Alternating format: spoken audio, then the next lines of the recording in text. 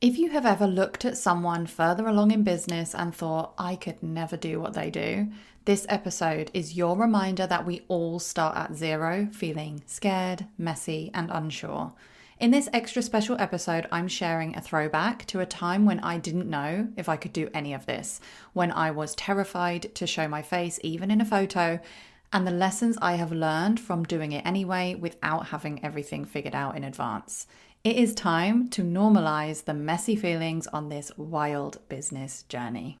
Welcome to the Soulful Sales Show, where we talk about believing in the value of your offers, getting them in front of your right people, and selling more of what you do in your unique way.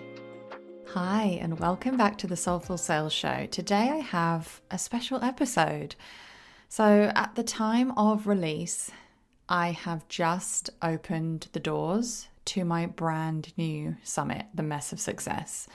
This summit was an inspired idea straight from the heart. It didn't feel like a very strategic thing to do in my business, but it was inspired by a really difficult time in my personal life and feeling like such a mess and questioning whether I was cut out for things.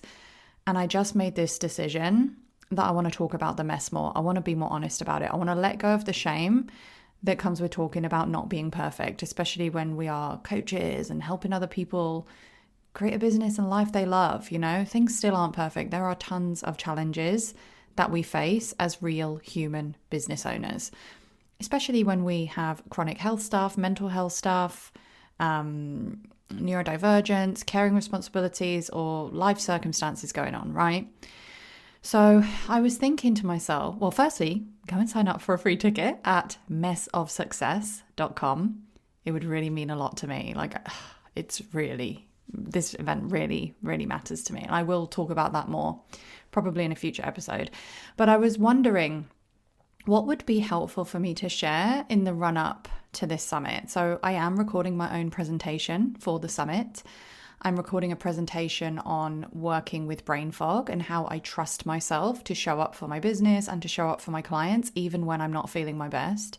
And spoiler alert, I have not been feeling my best for all of 2025. I've actually been feeling really good mentally, but mental health wise, but mental cognition wise, I've had a lot of brain fog. So yeah, it's a very, very present thing for me right now. So I will be recording that presentation and you will get it if you sign up to messofsuccess.com to get a free ticket. But I was thinking about what I could share on the podcast about my own journey. And one really important part of my journey is just how scared I was when I started this business. So in case you don't know, I actually started my first business when I was 21 in 2008. The internet was very different back then. I didn't show my face. I didn't put my heart and soul into it. I mean, I kind of did in some ways, but I didn't think that I could run my business based on my heart and soul. And I knew I wanted to start this business for a few years, but I was absolutely terrified. When I say terrified, I mean, I'm probably going to go into this more in the full episode, so I won't go into loads of details now. But yeah, I was so terrified I wouldn't have even shown my face on a Zoom call with a coach, let alone with actual clients.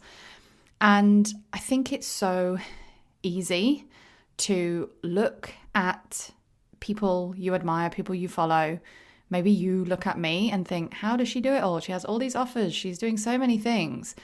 And first, I want to say I built it up step by step. I did start from zero when I started this business 6 years ago. But also, although I had a real period of momentum and it all kind of kickstarted and I had like snowballing audience growth and offers and stuff, before that period of momentum was a period of complete paralysis because I was completely terrified. It took me years of stopping and starting and stopping and starting before I finally properly started. So with all of that in mind, and just knowing how easy it is to look at someone now without realizing the mess that has gone on behind the scenes, I have decided today to share a past episode with you. This episode, I was going through my old episodes and I listened back to this one and I was just like, wow. Firstly, it was really powerful for me to listen back to. The version of me who recorded this episode in 2020 was only just beginning to figure it out. only just starting to understand what it meant to use my voice and to trust that people wanted to hear it. This is not a perfect episode. This is a real and raw and off-the-cuff recording about the lessons I had learned from stretching myself and being terrified to get visible, but doing it anyway. And doing it even when I didn't know where it would all lead and what I truly wanted, right? And it was really interesting listening back because in some ways I have come so far. In some ways I am so much more comfortable with so much of the stuff I talk about in this episode. But in other ways, I still have some of the fears creeping in. I still want to have it all figured out. I still feel like I'm not where I want to be. I still have the vulnerability hangovers. I still worry that I'm being too much or not enough. I still worry about my capacity to show up and continue to show up. And, I'm putting this summit into the world that means a lot to me, and it brings up all of the feelings. So I feel like me sharing this episode is firstly a reminder about where we all start. You're going to hear a real, unedited share from past me that I think will be very helpful. And it's a reminder that there is no finish line. I'm still figuring it out. My voice is changing. I still have really tough periods. I'm still shifting my business model. I'm still figuring out how to run a business that truly honors who I am. So that's what I want to say ahead of sharing this with you. I hope that it's reassuring.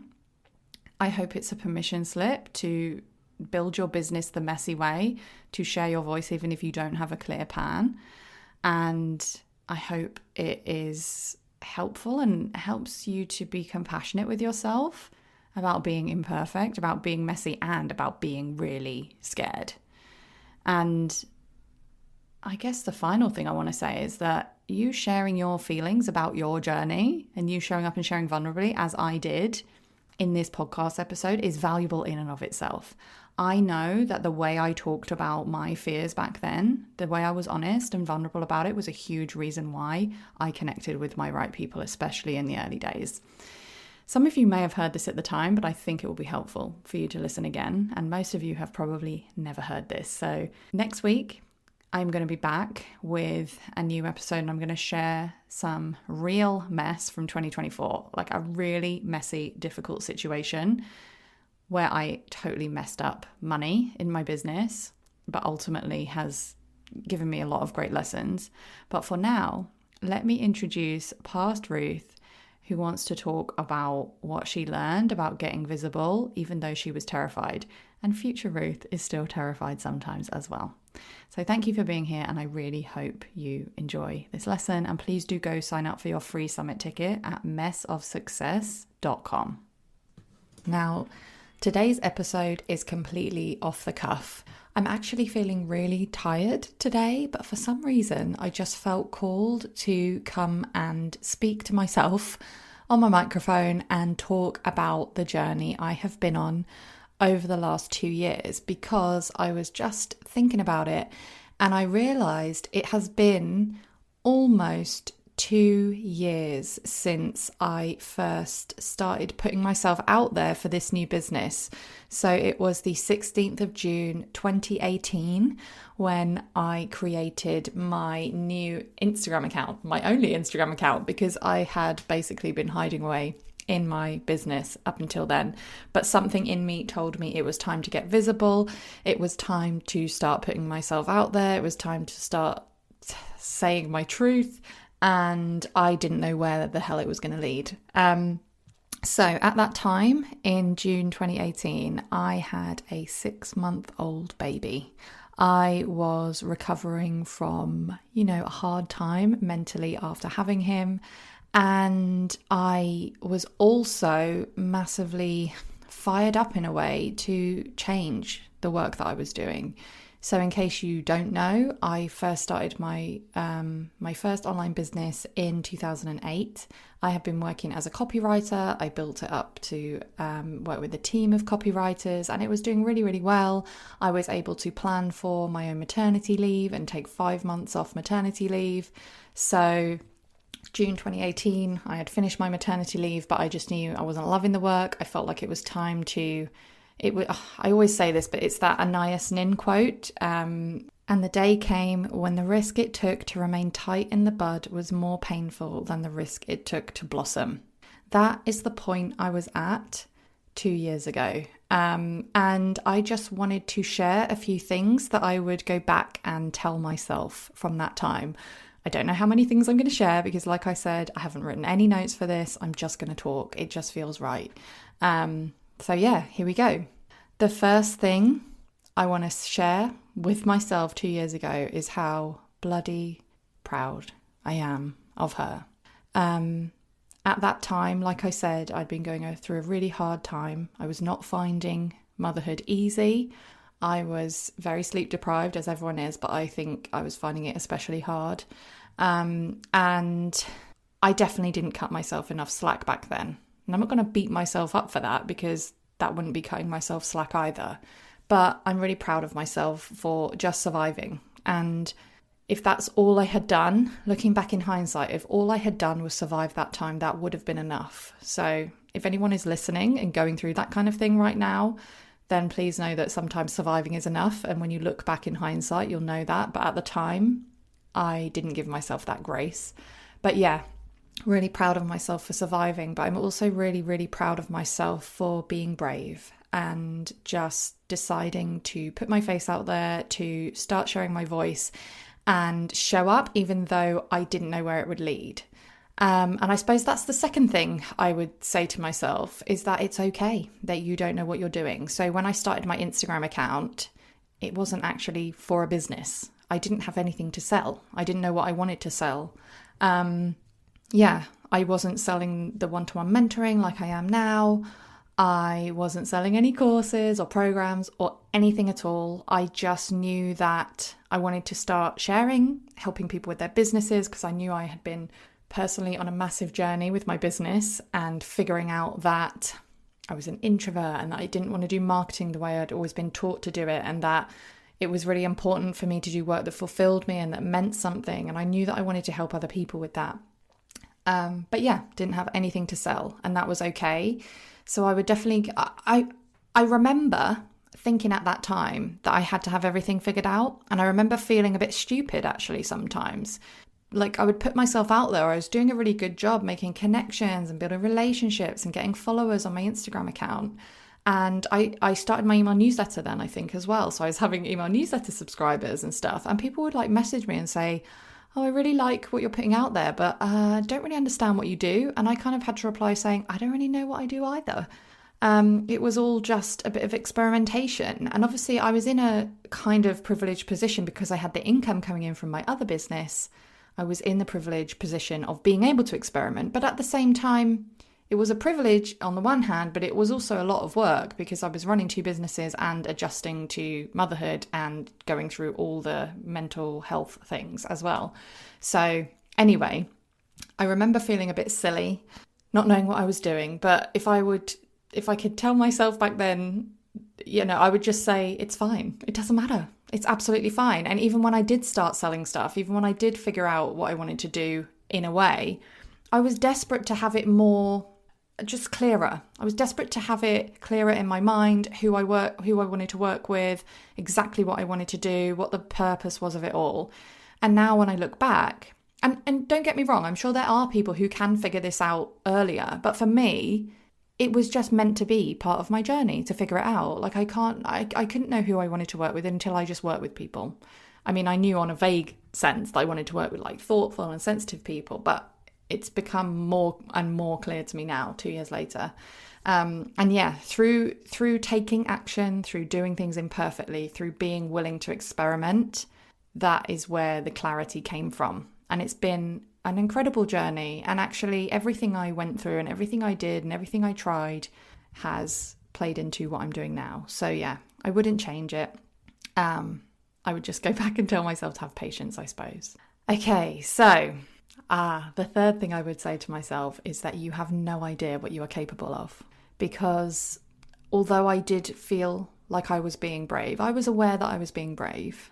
I wasn't, I was giving myself credit for that, but I did think, okay, I can do this. I can show up on Instagram, but I can't do that. I can't do that. So what was in my heart was starting a podcast, which clearly I did because I'm talking to you on that podcast now. But yeah, I had the idea for a podcast for ages, actually.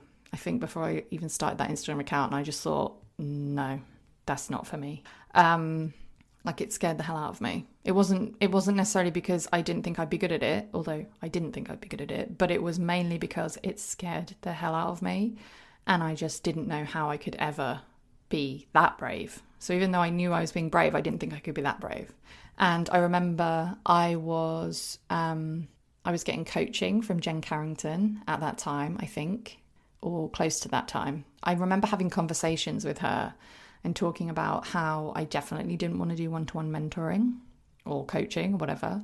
To be honest, even before I had the coaching with her, I was thinking I didn't even want to talk to anyone, like even to be the one being coached, you know, that was my level of kind of social anxiety.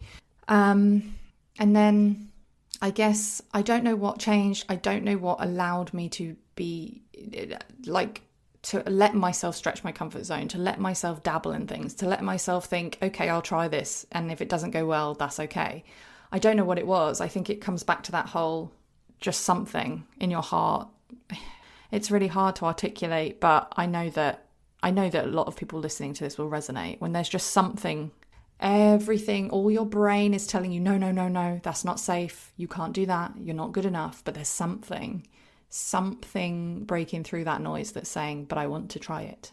So yeah, that's what I would tell myself. I just don't know what I am capable of.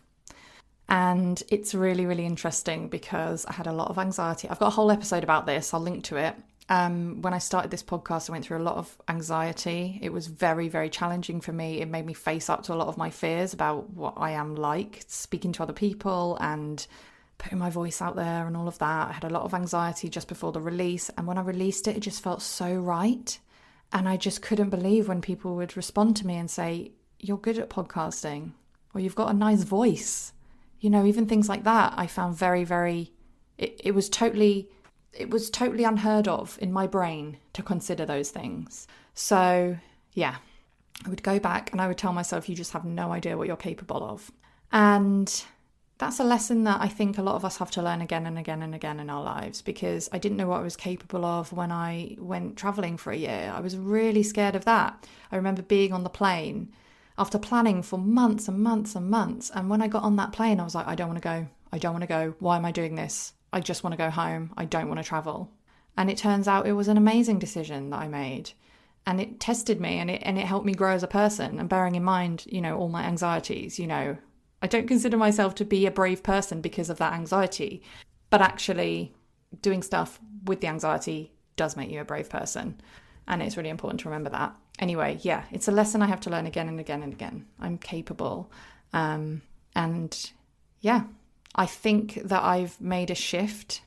I think that starting the podcast and doing the mentoring with people after having said that I would never do that, and putting my face out there after having said that I never could do that, has shifted something in my brain, because now I'm definitely a lot more open to the fact that there are things that I'm going to do or things that I might want to do that I have no idea about yet. And that's actually pretty exciting. But yeah, me of a few years ago did not feel that way. Okay, so I don't know what number I'm up to. I've totally lost track. Let me think. Okay, I just listened back to a bit of what I said last, and I'm up to number 4 now. So number 4 is that, and this was such a big deal for me. Number 4 is that there are people out there who are your people.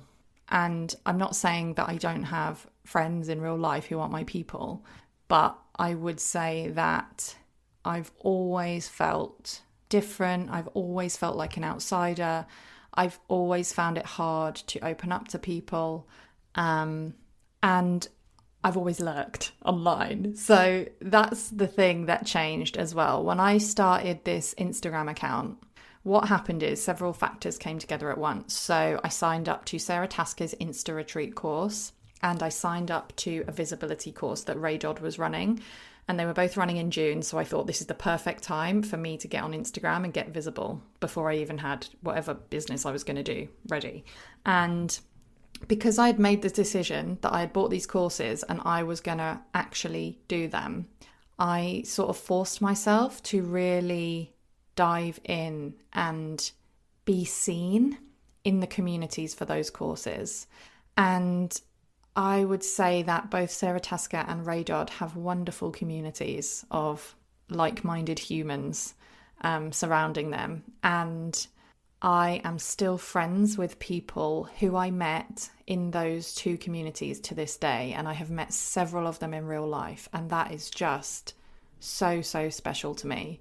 In one of the podcast episodes, interviews that I recorded this season with Vicky Schilling, I can't remember exactly how it came up, but she was saying something about how she didn't, I can't remember if it was her or me saying it, but how we didn't think that the communities, we were part of them or something. And then we realised that all it takes is for you to just, be willing to be seen. And actually you realise you are part of those communities. And I think that's the thing. I was so afraid of being seen myself that I couldn't see other people, and I couldn't see that we all have, obviously we get along differently with different people, but I think at our core we all have the same fears about putting ourselves out there. We all have the same insecurities about running a business and having a child, or being a woman and wanting to earn a lot of money, all that kind of thing. And these communities were really, really lovely way to help me realize that there's so many of us out there and that we all have the feelings. Now, obviously, all communities are different and some aren't as open about the feelings and stuff, but it's, for me, the real shift has come when I've been able to be open with other people about feelings. And I think, looking back at my life and my journey and everything, it makes so much sense that I now interview people on the podcast and ask deep questions about feelings, because honestly, that's just what I love talking about. And it's sad that I didn't feel able to do that in the past, except for a very small number of people. So I'm really, really glad that those communities exist online. And if you're listening to this and you don't you're participating in these communities, but from a distance, or you're lurking, please do say hello. Come into my group. It's on Facebook. Come and say hi. Say that you're a lurker. Say that you're shy. Say that you've got feelings about showing up. People get it there. People get it. I get it. And it's totally fine if you then want to hide away again. But yeah, you are welcome to come and say hi. If you resonate with the stuff I talk about on the podcast, you're going to fit right into that group. So yeah, I just want to know that I see you, even though I don't necessarily see you because you're lurking, but I see you. I know what it's like, basically. And there is a lot to gain from taking that risk to show up and be seen in a community. Okay, so let me think of a fifth one, because 5 seems like a nice round number, although I feel like I said what I needed to say, really. Let me think. I just remembered there was definitely at least one more thing that I wanted to say, and that it is finding your voice is a journey and not a destination.